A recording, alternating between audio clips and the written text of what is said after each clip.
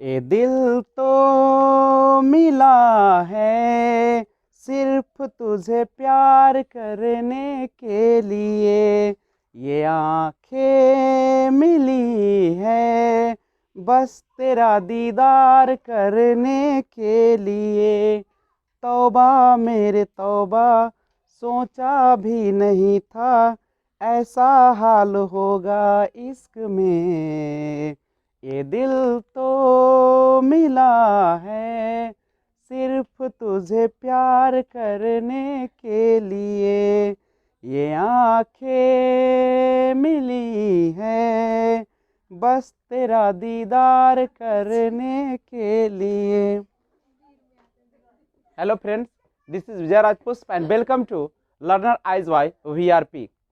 तो आइए CDP में एक और बेहतरीन चैप्टर इंडिविजुअल डिफरेंसेस, व्यक्तिगत भिन्नता। देखिए, व्यक्तिगत पर्सनल तौर पर, इंडिविजुअल तौर पे हर व्यक्ति जो होते हैं वह एक दूसरे से भिन्न होते हैं। दुनिया का कोई भी ऐसा इंसान या प्रजाति नहीं है जो अपने ही दो के बीच बिल्कुल समान हो। तो उनमें अंतर पाया जाता है और वह जो अंतर होता है उसे ही हम व्यक्तिगत भिन्नता कहते हैं। यह व्यक्तिगत भिन्नता न केवल सामान्य लोगों में बल्कि यह जुड़वा बच्चों में भी पाया जाता है। यहाँ तक कि दो जुड़वा जो बच्चे होते हैं वह भी बिल्कुल समान नहीं होते, उनमें भी अंतर पाया जाता है। और ये सारा जो भिन्नताएं होती है, ये सारा जो एक दूसरे के अंतर होते हैं, उसका कुछ ना कुछ तो वजह होगा और सबका वजह होता है उसके माता पिता से आने वाले या परिवेश से आने वाले गुणों के कारण। खासकर माता पिता के गुण सूत्र या जीन जिसे कहते हैं, क्रोमोसोम्स कहते हैं आप, उसके माध्यम से बच्चे में जो गुण स्थानांतरित होते हैं उसी के कारण बच्चों में व्यक्तिगत भिन्नताएं पाई जाती है। और यहां तक कि एक ही माता पिता के दो बच्चे जो होते हैं उसमें भी समानताएं नहीं होती। ऐसा क्यों? क्योंकि जो गुण सूत्र होते हैं पहले वाले जो बच्चे को मिलता है वह दूसरे वाले बच्चे में फिर उसमें भी अलग पाया जाता है, क्रोमोसोम्स, यानी उसमें भी भिन्नताएं होती है। जब जुड़वा बच्चे समान नहीं हो सकते तो दो बच्चे को तो बात ही छोड़ दीजिए। और ये इसका केवल आनुवंशिकता ही नहीं, वातावरण या परिवेश भी इसको प्रभावित करता है।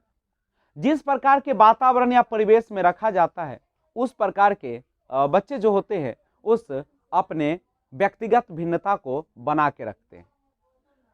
जैसे अगर मान लीजिए कि माता पिता अगर कृषि का कार्य करते हैं या पोल्ट्री फार्म का कार्य करते हैं या कह सकते हैं कि वह डेयरी फार्म का कार्य करते हैं, तो ज्यादा संभावना रहती है कि बच्चे का उसी में रुचि हो। लेकिन परिवेश को अगर बदल दिया जाए तो जरूरी नहीं कि किसान का बेटा किसान ही होगा, बल्कि वह टीचर, डॉक्टर या कोई कुछ भी बन सकता है।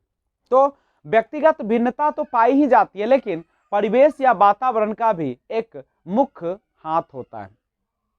अब बच्चे जो होते हैं उसमें कौन कौन से क्षेत्र में भिन्नताएं पाई जा सकती है?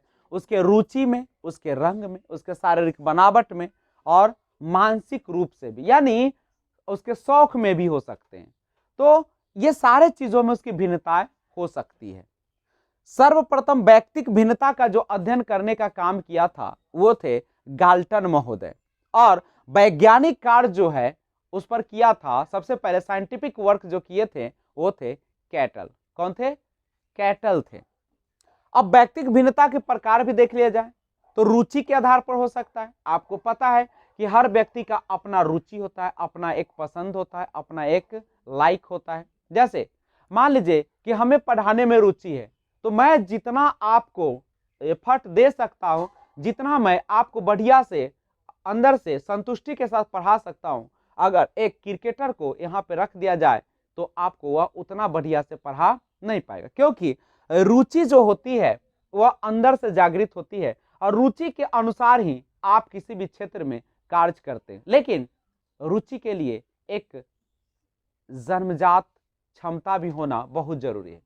मान लीजिए कि आपके अंदर एक संगीतकार का गुण था, लेकिन आपने टीचिंग लाइन को अपना लिया तो आप मेहनत तो करेंगे, लेकिन आपकी मेहनत उतना ज्यादा रंग नहीं लाएगा। अगर आप संगीत के क्षेत्र में होते तो काफी कुछ करते और आपका इंटरेस्ट भी उसी में होता।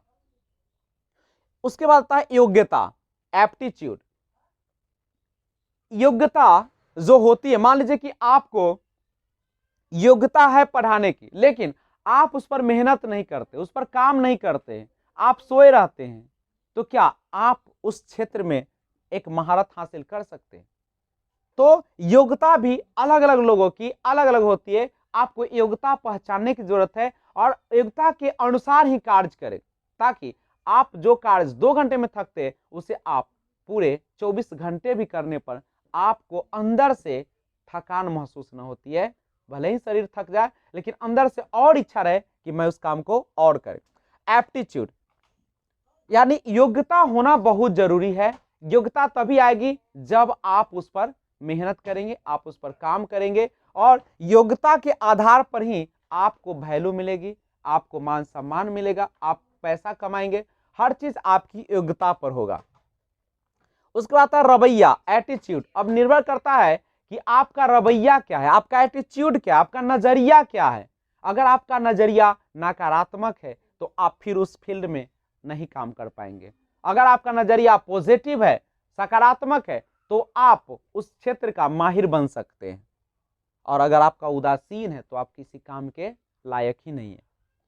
उसके बाद आते हैं उपलब्धि, अचीवमेंट। अगर आपको उपलब्धि मिलती है तो आपके अंदर सकारात्मकता आती है, आप उस कार्य को करने में और ज्यादा मेहनत करते हैं, यानी आपकी उपलब्धि भी मायने रखती है। मूल्य तो हर व्यक्ति को बना के रखना चाहिए, क्योंकि मानवता से बड़ा कोई धर्म नहीं है इस दुनिया में। यानी कह सकते हो कि आपके जो मूल्य है, आपका जो संस्कृति है, आपका जो समाज है, आपका जो कह सकते हैं कि अंदर की एक मानवता है, सत्य बोलने की, ईमानदारी की, ये सारा जो गुण होना बहुत जरूरी है। देशभक्ति का, अपने परिवार के प्रति समर्पण का, ये होना बहुत जरूरी है।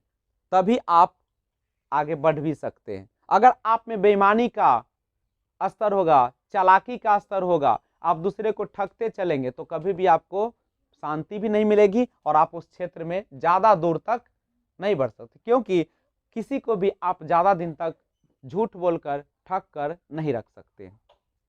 उसके बाद लिंग भी मायने रखता है। वैसे तो कहा जाता है कि लिंग जो होते हैं उसका, जो हमारे समाज में दोनों जो होते हैं, चाहे वो मेल हो या फीमेल हो, दोनों समान होते हैं। दोनों के अंदर काम करने की क्षमता, हर चीज को अपने दम पर हल करने की क्षमताएं होती है। कोई भी लड़का हो लड़की हो, दोनों में क्षमताएं हैं, बस उस क्षमता को निखारने की जरूरत होती है। लेकिन कहा जाता है कि लड़का जो होते हैं वह ज्यादा सामाजिकता, यानी कह सकते हैं कि शक्तिशाली कार्यों को करने में ज्यादा रुचि दिखाते हैं, जबकि महिलाएं जो होती है वह जहां पे भावना होती है उस कार्य को करने में ज्यादा दिखाते हैं। लेकिन यह कहना है, क्योंकि यह केवल हमारी बनावटी चीजें हैं। तो ये सारे चीज है। व्यक्तिगत भिन्नता ये प्रकार हो सकते हैं। व्यक्तिगत भिन्नता होने का कारण भी बहुत सारा हो सकता है। या तो आनुवंशिकता, जिस तरीके के आपको माता पिता होंगे उसी प्रकार के बच्चे में गुण आने की ज्यादा संभावना है। वातावरण, परिवेश या पर्यावरण का भी अहम रोल होता है। अगर आपका वातावरण सही नहीं है, आपका परिवेश सही नहीं है, आप ऐसे माहौल में रहते हैं जहां पे आपको हमेशा नीचे गिराया जाता है, आपको कहा जाता है कि आप ऐसे ही परिवार में जन्म लिए हो, तुम्हें ऐसा ही कार्य करना पड़ेगा, तो फिर आपकी जो व्यक्तिगत भिन्नताएं हैं उस पर असर पड़ेगा। तो परिवेश का भी बहुत बड़ा हाथ होता है। यानी अच्छे माहौल में एक किसान का बेटा भी एक आईएएस अफसर बन सकता है, लेकिन बशर्ते उसको उस तरीके का परिवेश मिलना चाहिए।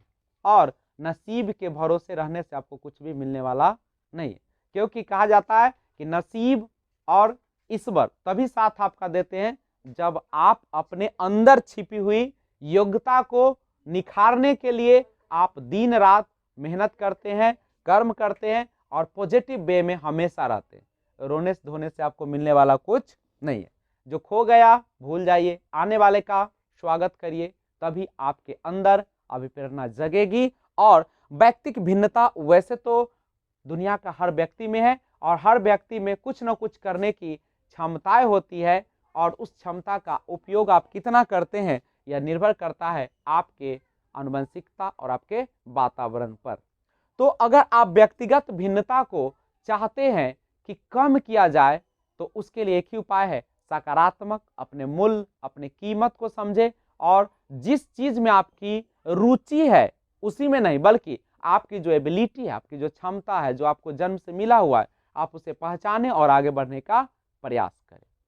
जैसे अगर मान लीजिए कि आप एक संगीतकार बनने की आपकी रुचि है, आप बनना भी चाहते हैं, मेहनत भी खूब कर रहे हैं, लेकिन ईश्वर ने अगर आपका गला अच्छा नहीं दिया है तो आप लाख प्रयास के बाद भी उस क्षेत्र में नहीं जा सकते। इसीलिए जो क्षेत्र में आपको एबिलिटी ईश्वर ने दी है आप उसे पहचाने और आगे बढ़ने का प्रयास करें। तो व्यक्तिगत भिन्नता का एक छोटा सा वीडियो आपके सामने पेश किया। अगर आई होप आपको यह वीडियो अच्छा लगा होगा तो आप इस चैनल को सब्सक्राइब करें और बेल आइकन को ऑल पे प्रेस कर दें। Thanks for watching, keep watching. जय हिंद, जय भारत।